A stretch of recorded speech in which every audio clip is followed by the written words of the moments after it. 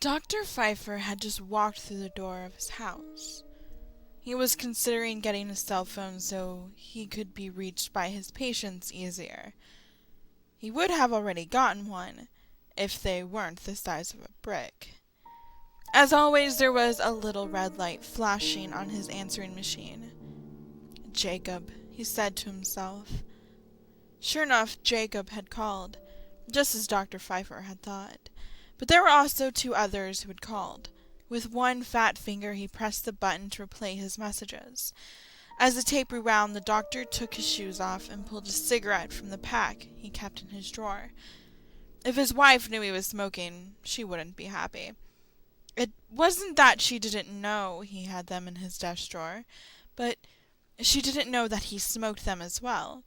When he started buying smokes again, he told her it was for the patients who smoked. He said, "It makes them feel at ease, makes them easier for them to tell me their problems." Of course, that was true, to an extent. He bought them more so he could still smoke, while his wife thought he had quit. It worked well for his patients because it does make them relax, and helped him to not have to face the withdrawals, which he knew was something he didn't want to do. The tape had stopped rewinding and started to play with a loud, annoying beep. "Dr. Pfeiffer?" the timid voice of Angel Vance said. "I am having trouble." Of course you are, my dear, Pfeiffer thought. You are a paranoid schizophrenic. "I have seen those people, you know, the ones I told you about. They have been watching me, and I need to talk to you about it. I keep trying to remind myself they aren't real, but they look so real. Please call me when you get this. I hope they didn't bug my phone." The last bit was said as an afterthought, right before she hung up on her end. Pfeiffer chuckled a little. He knew she was going to be fine. There are a few patients which he would have to call back if he didn't want them to either kill themselves or someone else. There was a high-pitched beep, and the next message started. "Doctor, I'm having those thoughts again." Jacob's voice came from the gray plastic box. His breathing was slow, but also wavy. His breathing hitched every time he inhaled, causing him to have a sort of stutter to his breathing. Pfeiffer was looking at the strange painting he had bought. It was a disturbing piece of a monster coming from an old stone tunnel. It was painted by an artist he hadn't heard of before buying the piece, but once he had, it made him curious to see what other works he had. They were hard to find. Most people would tell him to leave once he mentioned the name Pickman, but with an unraveled diligence he found some more of the obscure artist's work. The piece he had was of a humanoid creature with long, spindly arms which ended in claws. Each of the long nails was dripping blood, and there was blood around his gnarled mouth. That being said, there were a few, well, many, which were more frightening than the one Pfeiffer had in his home office. There were also a few which weren't nearly as morbid, and a few which was the biggest surprise after finding all the other paintings, which seemed to be of normal people, albeit their faces seemed a little odd. The former, Pfeiffer had concluded, were earlier works of the demented artist. When he had first seen that painting hanging in an antique store, he knew he wanted it, not for anything other than his own personal amusement. However, upon bringing the horrid thing into his house, his wife needed a more suitable answer for his action of buying something so hideous. And, thinking quickly, he said it was to help his patients. The beast in the tunnel represented their insanity. If he can have them confront the monster that lurked in the darkness of that tunnel, it would be easier to confront the monster which resided in the annals of their mind. Now that Jacob was talking, his attention had moved from the monster that hung over the fireplace and back to the box playing the patient's voice. "That picture you showed me, it fucked me up even more. I couldn't stop thinking about it all day, all night, for the past 3 days. I need to talk to you, Doc. Please call me back when you get this. I'm thinking some awful things again. And this time, I don't know if I can fight them back myself. Pfeiffer had crushed the butt of his smoke into the glass ashtray. He knew that Jacob was psychotic, and a dangerous psychotic at that. That message made him pause the messages and pour a tumbler of brandy.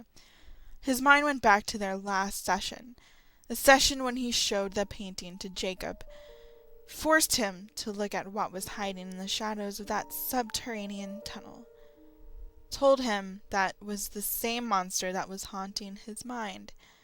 Now Pfeiffer was wondering if that was such a good idea.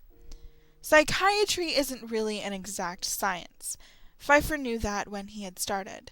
The methods have been barbaric in the not-too-distant past, but now, with the advent of electroconvulsive therapy and the wonderful medication which has come out of it, the doctors of the mind can leave the ice baths forever. However, Pfeiffer had some progress with ice baths and would still like to use that means of therapy from time to time. Not only that, he had seen some wonderful results with the insulin comas, and if it wasn't frowned upon now, he would still be using them. Needless to say, there are some very suspect ideas which had been used in the past, and there will be more to come.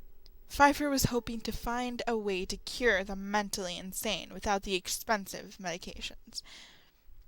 He pressed play on the box, and Jacob's voice had filled the room once more. Doc, it's Jacob. I am hearing voices. Well, maybe they aren't voices, but they're something. They are scratching at the walls, trying to get into my house. I went for a walk and saw them. They knew I saw them, but I don't know if they know I know. You see, they wear masks. They want to look like normal people, but they aren't. I think I may have to kill them. Please call me. I don't know if I can wait much longer. They were watching me on my walk. I think they know I have not let them kill me. And if they try, I'm going to take as many as I can with me. Before you ask, I have been taking my meds. They just don't seem to be working. I need some guidance. Should I start shooting? The call ended with a louder click than before. He must have slammed the phone on the hook. Pfeiffer ran his hand through his beard and thought for a moment. The meds don't seem to be working, he said to himself, and nodded while sucking on his upper lip. Another beep, another message. This time, however, it was a woman's voice. Hello, Dr. Pfeiffer. Alexis here. Her voice was slow and monotonous. It's been 2 weeks, and I still feel the same. The world is still the same place it has always been. I think I may need a stronger prescription. Okay, just wanted to let you know. Bye. Pfeiffer smiled a little. He always thought that if someone had depression, it was Alexis. She sounded so much like the donkey from Winnie the Pooh. He also laughed because he really thought the pills would work for her. He had a feeling they wouldn't do anything for Jacob, but Alexis shouldn't have had any problem with the placebos. Another of his tests he was running on unsuspecting patients, this one, at least, has shown a lot of positive tests with others. Pfeiffer was curious how many people could really be cured with nothing more than a sugar pill, and how strong their ailments would have to be before that would no longer work. The next message, also the last, was once more Jacob. His breathing was labored and his speech was frantic. It was almost inaudible, and Pfeiffer had to play it twice to understand exactly what he had said. Listen, I got one. He came to my house, knocked on my door. These things are so cunning. It was disguised as a little girl selling cookies. I have her tied up. I have to prove she's a monster, but the mask is on too tight. I have a knife and am about to peel away the mask. I just wanted to let you know that I have one. I will call back and let you know what I find. If you get this, call me as soon as you can. I hope they haven't gotten to you. You're the only one I can trust. If it wasn't for you, I wouldn't have learned these things. We're walking among us. Be safe, Doctor. Pfeiffer finished his drink and looked at the phone. Per policy, he had to report this to the police. That didn't seem like a good idea, though. If he did that, Jacob would never trust him again. His mind was already made up well before this last message, though, and when the phone rang once more, as he stood up, he paused. He let the machine pick it up. It was Jacob. She, or should I say, it, was a monster under that mask. Nothing more than a red monster waiting for me to let my guard down. Only then would it have struck. I think they know now. So I'm going to send as many back to hell before they can kill me. Just wanted to let you know. These monsters are everywhere. You can tell by the eyes. Their eyes have little silver specks in the black part. Look at everyone's eyes before you trust them. If they are wearing sunglasses, don't trust them. It is the only way to truly know if they're a monster or not. Good luck, Doctor, and God bless. Pfeiffer knew Jacob was going to kill many people tonight. He knew he would kill people at one point or another. It was just a little sooner than he had planned. It didn't matter, though. Everything he had wanted Jacob to do, he had done. Now he just needed to play the last message and call the cops in a few hours. Maybe Jacob will still be on his killing spree at that time, but by then he would have sent a lot of them to hell, as he put it. The doctor walked to his office door, smiling. He thought it was ironic. He knew he was a little crazy, and the crazies never suspected it. He was also cunning and could get the people who see him to do his dirty work for him. As he turned the doorknob, he felt like a god. Not a soul alive was as smart as him in that moment. He jumped a little to see his wife on the other side of the door. She hadn't been there before, and it was a little disconcerting. Maybe she had known he was smoking, but if she didn't, she does now. He reeked of smoke and booze. She didn't seem to notice, or at least she didn't seem to care. "It's time for dinner, dear," she said. Their eyes met, and he saw the little silver specks in her pupils. Once he found that very sexy. Now it seemed sinister. A shiver ran up his back as he took a step back. "What's for dinner?" Pfeiffer asked. She didn't say anything, just smiled.